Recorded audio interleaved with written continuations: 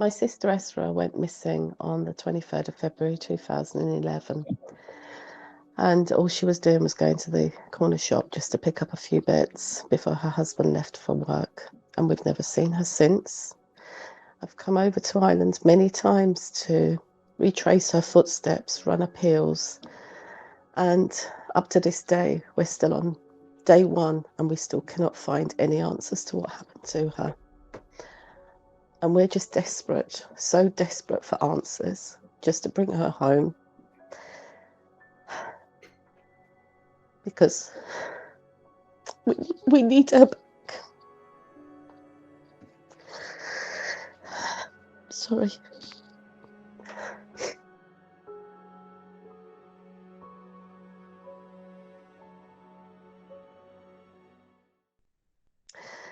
It's so out of character for her to just disappear. She had a 2.5-year-old son that she would never leave behind. So, in my heart of hearts, I still believe something happened to her. That she was either taken or she was stopped for something, because she was such a people's person. She would help anybody.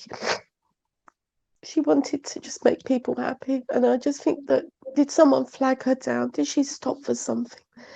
Because the only trace we've ever found is her car in Bray. But no, nothing else of hers ever got found in Bray. And there's a lapse in the time scale of when she left the home and the time it got to Bray. So from her house to the first roundabout at the Power City roundabout in Clondalkin, it took over half an hour, 40 minutes to get there.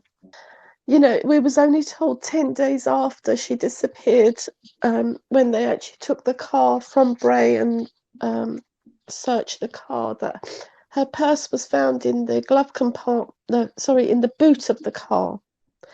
And I've always questioned that, because when they said to me, oh, it was in the car, I just automatically presumed it was either in the glove compartment or near the seat. But when they turned around, I said, oh no, it was in the boot. And I turned around and said, but she only walked out with a phone and a purse, which is smaller than a telephone. So I said, why would anybody put it in the boot of the car? And that's why I've always questioned, you know, did they put her in the boot of the car and it fell out of her pocket? We just don't know. You know, so many things go through our brains. You know, you build up all these different scenarios that could have happened, which makes it even worse because you're just driving yourself insane, you know. Ezra was such a joyful person. You know, she'd always want to make people laugh, and she was such a people person. You know, she'd make friends with everybody that she'd come across. Oh, she loves her design. Art and design was her passion. You know, she was actually planning to do a fashion show over there and raise money for charity.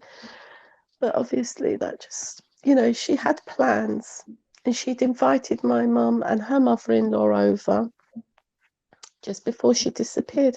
And I'd spoken to her on the Sunday, and the mums were due to go over on the Thursday.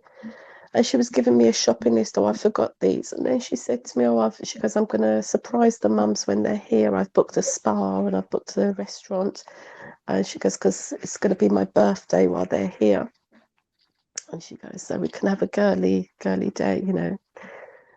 So she'd made plans. And this is what I don't understand, you know.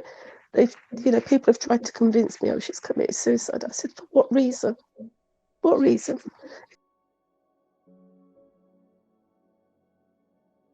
She was always the first to send out those Christmas cards that I'm not going to get again. So, and I used to always say to her, God, you're always the first one with these things.